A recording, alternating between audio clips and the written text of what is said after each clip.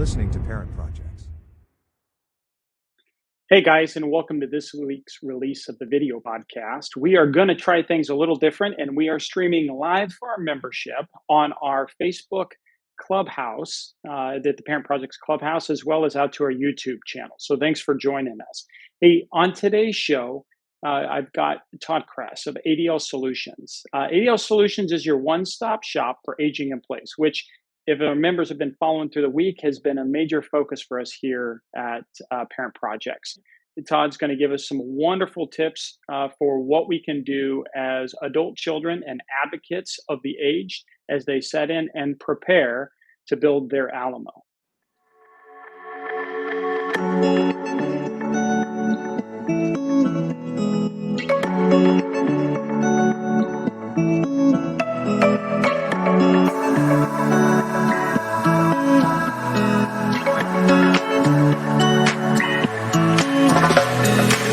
You're listening to Parent Projects, a family media and technology group production.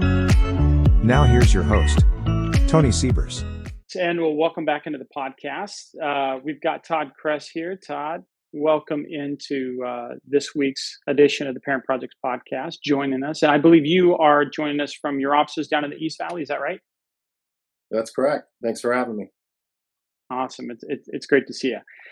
So look, Todd, your experience, particularly with ADL Solutions, in seeing from the time problems are just starting to happen or where concern starts to happen for a family member or maybe even the senior themselves, all the way down to referrals, the fact that you've got a business that includes occupational therapists and other folks. Talk to us about ADL Solutions, man. What are you? How big does that umbrella reach, and what is the privy that you see in the marketplace? Well, so ADL Solutions, we're what we consider ourselves a total solutions company. We have people like myself, occupational therapists, physical therapists that go out and do assessments. We do that free of charge for families. So we'll go out to someone's home, identify needs and areas that could be modified, whether it's putting a grab bar or even adding an addition onto a home. Most of it's ramps, door widenings, grab bars. We also provide assistive equipment. So we're a DME provider, which is durable medical equipment. As you start dealing with people with disabilities or anyone that ages, that term will become familiar. That's walkers, canes, crutches, transfer devices. And then we have a construction side that actually does the modification. So we basically can stick with people from, hey, I've got a problem. They raise their hand. We go out and help them identify it, try to come up with some solutions. And then we can help install it, or at least if they have a family friend or a handyman that they like, we can make sure they're using the right equipment, things like that, to get it done right. So when a family reaches out and they've got a concern, or it's a family member that reaches out to you guys, what's usually what's one of the most common questions that they kick off with or start with? Well, I mean, honestly, it ranges greatly. We deal with people that maybe they're out of state and they said, "Hey, my mother or father has fallen. I'm concerned about them. I'm going to be in town. Can you meet me out there? Or can you go check on them and let me know?" And we'll have that conversation. And a lot of times we're dealing with people, unfortunately, after they've had a fall and they're coming out of a rehab center and they're like, Yeah. "Oh my gosh, got to get things in place." Okay. So it's all different levels of, people's awareness of when their parent may or may not need some help. What are some things, especially I really can understand, and I know I've seen in senior move management as we worked through that, I've seen that, right? So they're in a rehab facility, they've got to come out, and they've got, you got a week left before the time's up. They expect to spin them out back into the home. What are some of the first things? What are some of the most valuable things you could do? I'm standing in my parents' house. I'm trying to figure out what's next, where to even start with this. What would you recommend to that family member who really wants to keep an Alamo idea? They really want their parents to come back Right. home, but you're looking at something that just gives you a not the best feeling in the world. What would you recommend? Right. Well, most rehab centers will actually have a care manager, case manager that will do a home visit prior to releasing them, and kind of go through a lot of that. You need this or that. But those are typically, and it all depends what the level of their care is needed when they come home. Some people are coming home with a wheelchair, with a walker, and probably getting in-home therapy where they're going to progress, hopefully, and not deteriorate. So most of it's simple ramps, getting maybe through that garage threshold or the front door, and then if they want to get out on the back patio. So the first thing we always look at are doorways, getting over the thresholds. Are they wide enough? Are there any barriers? A lot of those I call the laundry room, the room of doors. There's a door coming in the garage and another one closing it off. So those can be challenges. Um, Right. so first is entryways, and then simple things like grab bars. If they can transfer themselves, then a grab bar is really needed. Um, Go ahead. No, I just, what it reminded me of is when we're even in our lives, when we move into some place, we're always told, don't do everything right away. Live in the house a little bit as it works through it. So what I'm hearing you kind of work through is focus at the doors, those main point of entry. That's going to get you started off of that, and then allow the you can allow it to flesh out and to kind of see how they work through it. Am I tracking? Does that sound right? Yeah, I mean, a lot of therapy. I get what's ironic to me is I get calls from it'll either be a spouse or it'll be an advocate. Hey, I got to have all this stuff in place before he comes home, and Right. I really I understand that, and a lot of it you do need because you need to get them in the door. But I don't like to put grab bars and specific things in until the patient is home. We like to have their involvement. It's really important for someone, especially some of these people have been in maybe a rehab center for months. They're used to Mm. doing it a certain way. The grab bar's on the right. At the facility, it was like this or that. And then they come home, and if we put something that they didn't buy into or they're not used to, it becomes a challenge. And what I've found with seniors, they're very resistant to help a lot of times. And the more buy-in you can get with all the caregivers, including the patient, it just goes so much smoother. So I try Yeah. to tell people, bring them home for a day. That first day is usually a pretty tough day because they're going through a lot. They're getting transferred. There's home health coming in typically. Have me in the next day. We'll come in, we'll assess what you need, and we'll get them done the next day. So, just be careful those first couple of days, but let's make sure we get it in the right spot that they believe they need it. I like the pacing of the project. There is always this feeling of immediacy. Sometimes in that speed, we miss really important things, and then we have to go do rework. And rework can really frustrate and slow down the process long term. We've learned in the senior move management side of the house. So I think that's a great way. Just sometimes taking a break, stepping back, and especially once you're in, being able to see how they use it. Well, that's speaking of cups of coffee, I think we're just kind of sitting back and slowing things down to take everything in. I'm going to take this opportunity here. We're going to take a break for our sponsors of this week with the Refuge Coffee Company. Hey guys, this is Tony at the Parent Projects podcast. And if you are powered by coffee the way that I'm powered by coffee, I think you'll appreciate knowing a way that you can help the last, lost, and least of us that didn't have a great transition. You see, the Refuge Coffee Company is a social enterprise operated by Catholic Charities of Central and Northern Arizona, where they use this coffee and this business model to help homeless veterans at the Manna House Transitional Community get back on their feet. Help a veteran turn a handout into a hand up by giving them the opportunity to earn your business. Purchase coffee today at therefugeaz.com. That's therefugeaz.com. If you order 6 or more bags, shipping will be free. And if you tell them that Parent Project sent you, I'm going to send you a travel coffee mug. Thank you again, and let's get back to the show.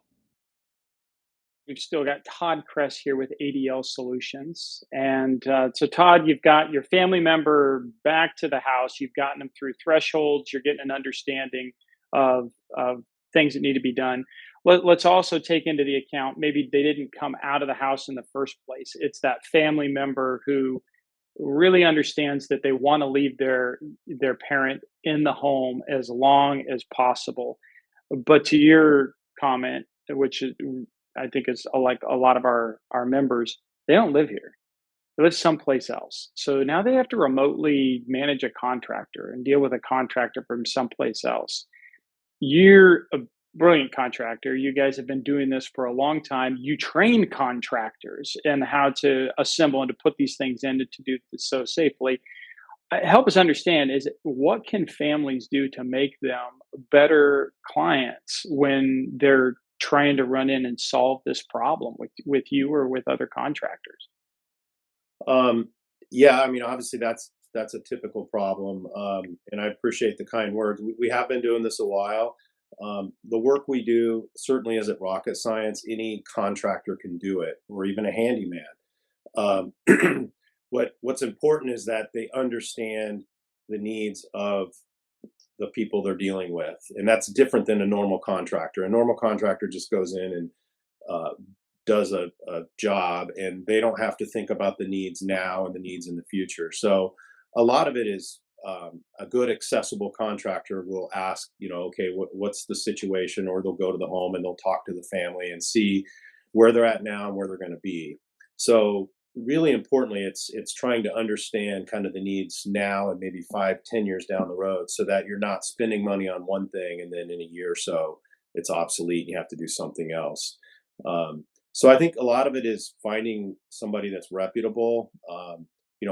I work with a lot of contractors. We train them on accessibility, and they call us for information and stuff. So we have a whole source of those guys, including our own company. Um, I tell people, if you have a great contractor, a lot of them do. Their parents have been using them for years. I have this guy down the street. That's great. Give him our number. We'll talk to him. We can talk to him about the right equipment, the right slopes, the way to attach a grab bar if there's not a stud. A lot of little things like that that some contractor that's been doing it for years probably doesn't know about. Right, right. That's fantastic. And those are diamonds in the rough. Finding these contractors that will really kind of facilitate or leverage other people to assist in getting this done. I can't think of a time where that was even more important now. Shortages of labor, shortages of materials, the timing of getting labor and materials to show up at the exact same time to get a project done, right? It seems to really complicate the construction industry in general, or home improvement industries and others. What are, I guess, some of the stuff, self-help? What would you recommend would be things that most family members could start to do on an entry level themselves to introduce the idea of safety equipment to a family member? And what are, if you can think of anything that are hands off, you don't want to install this one because of for safety concerns or something to that nature? Well, I mean, the simplest thing is a grab bar. Um, I wish, I wish it was a code for every home to have a grab bar. I could use one. Sometimes there's soap on the shower floor. Shower's steamy and I get a little disoriented, and I want to grab something. It'd be nice to have something firm that is going to hold on. So I'm a big advocate for grab bars. They have nice decorative ones. They don't have to look institutional. Um, so grab bars are a must. A lot of times it's getting on and off the toilet. Um, a lot of homes, if it's an older home, has a really low 15.5-inch high toilet. That's difficult to get up and down from. Those are more designed for little children. So you can get a higher toilet. You can get a spacer that goes under the toilet. They have toilet seats that are risers that have rails. So, the bathroom's considered the most dangerous room in the home. So that's where I would tell most people to focus for your parents. Getting in there at night, they get up in the middle of the night and they're trying to get to their bathroom. That's Yeah. where most falls happen. So make sure carpets are out of the way. There's some things they can hold on to. I put in some simple motion sensor night lights that are on the floor, light up as they start to walk, so they're not going through a dark hallway or a closet area or something like that. So those are real simple. We talked about ramps. Ramps are important. I mean, I could go on for hours all the time. As far as Without a things doubt. not to do, I don't really know of anything that I would say absolutely don't do it. I just see a lot of people spend money on like a stair lift, for instance. That's a chair you sit on that takes you up the stairs. Okay. If they have a disability, you have to transfer at the bottom and at the top, and it becomes it sounds like a great idea. So that's something that can be kind of not useful over a period of time. So, and they're fairly expensive and obtrusive in the home. So Yeah. I like people to really, people talk to me about stair lifts. I talk them out of it a lot, depending on the situation. There's other Yeah. solutions. So just think through, not just your immediate need, but where you're going to be in a year or two. Unless money's not an object, and get whatever you need and change it later. Well, but it still comes to the disruption in the space, right? It's that Mhm. other obstacle, the chair sitting on the wall or in the middle. These will shape a lot of things. I really like the suggestion of understanding the bathroom and maybe just understanding the journey between a bedroom and a bathroom Mhm. is a first focus. It can get super overwhelming to work your way through a house. And we have a safety assessment tool. The University of Colorado Buffalo had done some years ago, and we've got a version of that for our members on our website Great. that walk them from. I think that's one of the key things. It walks them around the house as people work through Mm. outdoor areas, lighting, things like that. Or rugs, call them slip rugs. I cannot tell you how often the one of the first things is senior mood management group. You come in and it is finding all of those little 3 foot by 5 foot rugs, area rugs. They hate to get rid of them. Oh man, they do. They do, right? But I tell you what, just is there a way to secure them? I mean, what's the longest? As silly as it gets, what's the safest way to keep something like that in? I understand the trip and fall stuff or the slip away stuff.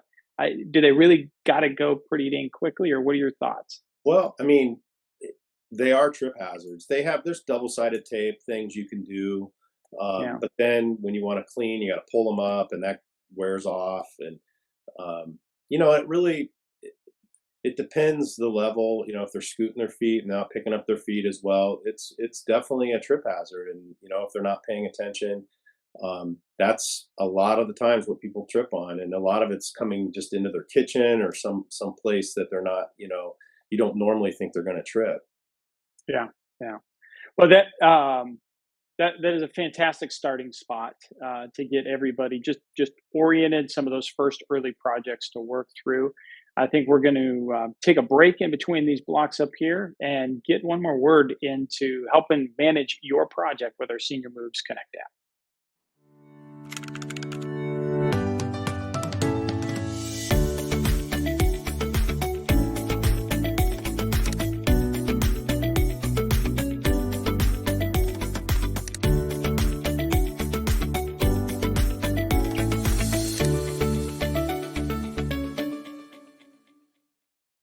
Hey, thanks for joining us back again. We've got Todd Cress with ADL Solutions. And we've been going through your parent project, where to start, how that works. We've tackled getting the family members home. We've tackled maybe just a first initial spot to start working your way through the house and dealing with the bathroom, the bedroom, some of those key areas and talks around that. Let's maybe kind of a larger level. Todd, aging in place. It is today in senior living. Senior living communities are giving a run for our money, but I saw a lot of families really pull back and start hesitating after COVID led to some pretty severe restrictions in being able to visit your loved ones for almost a 2 year period, at least a good solid year. There were some pretty heavy restrictions, and the isolation seemed to cause some problems. What's the impact that COVID, were those things? What have you seen in your industry? How has that really impacted you guys? And what should that impact have on families thinking about aging in place or working with home safety? Well, I think obviously COVID, um, a lot of people are just transitioning into these facilities, which I think is a great thing. I want people to be safe, happy, and healthy. There's all degrees of that depending on their independence and what they can Yeah, handle on their own.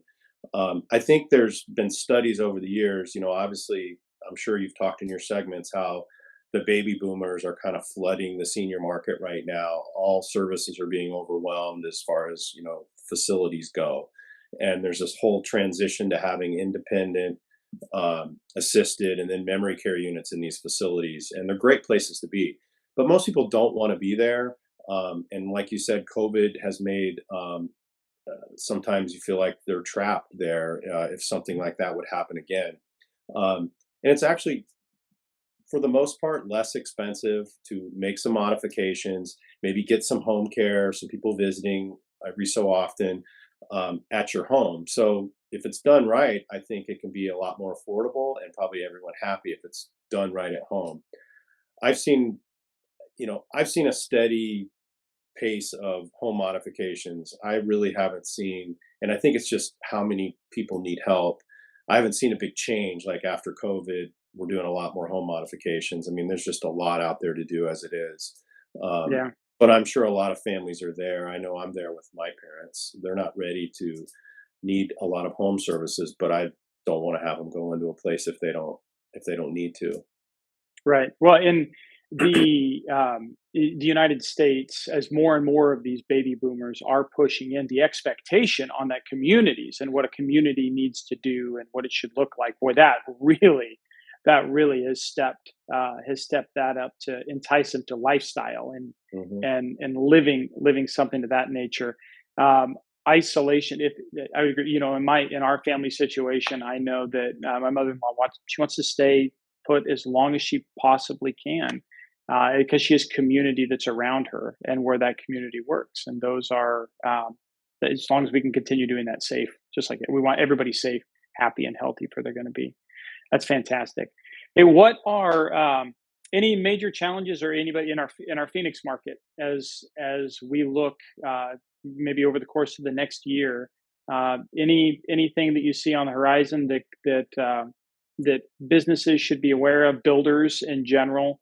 Are there special, shortages of any specific types of materials or anything like that you're seeing out there? Everything. Okay. um, you know, um, it's so hard to predict.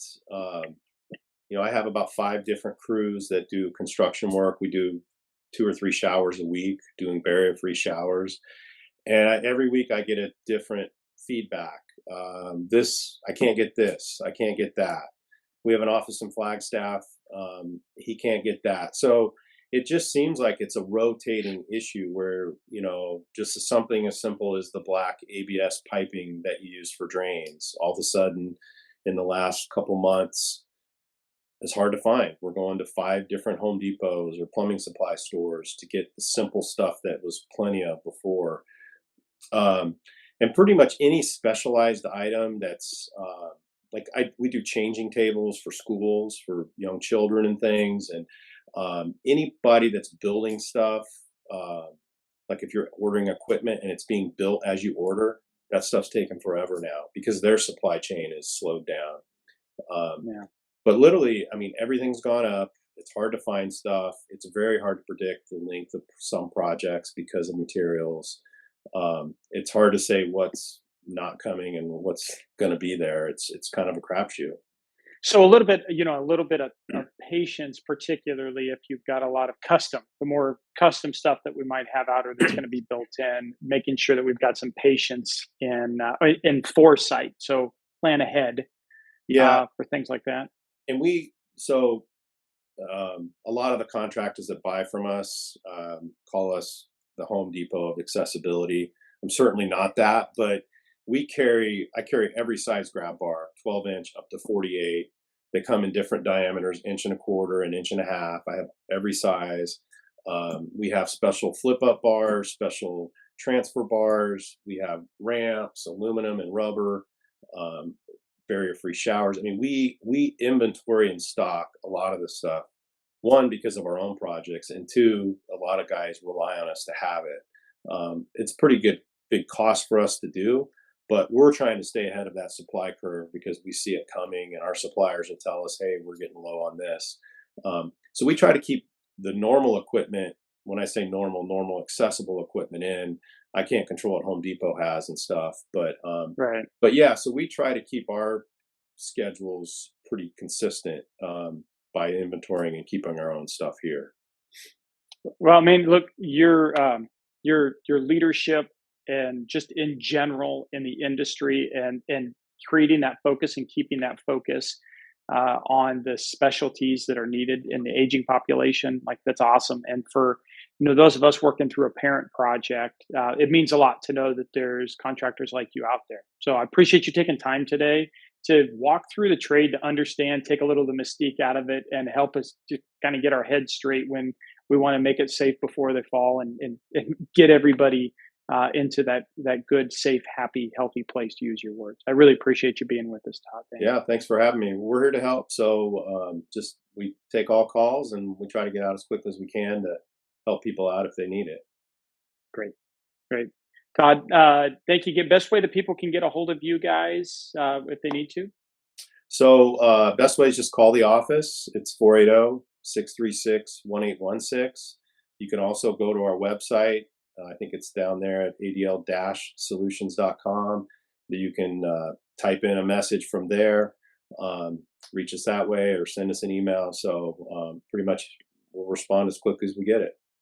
Awesome. And you are Phoenix East Valley, Phoenix West Valley, and a couple other places. Entire state. So we have people in Tucson, people in Flagstaff. Our major offices here, we're in Chandler, but we go all around the state. Yuma, all over, down to Nogales. We have crews doing stuff all over the place. So we'll get to you if you're in the state of Arizona. Great. Well, I appreciate it. God bless you. God bless you and your business as you move ahead. And thanks again for joining us here on Parent Project. Thank you. Keep up the good work. Thanks, Bill.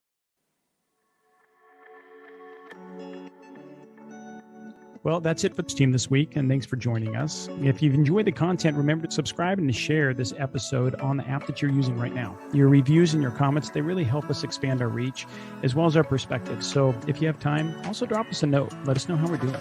For tips and tools to clarify your parent project, simplify communication with your stakeholders, and verify the professionals that you choose, you can find us on YouTube, follow us on Instagram and Facebook. Thanks again for trusting us. Until our next episode, behold and be held. Thank you for listening to this Parent Projects podcast production. To access our show notes, resources, or forums, join us on your favorite social media platform or go to parentprojects.com. This show is for entertainment purposes only. Before making any decisions, consult a professional.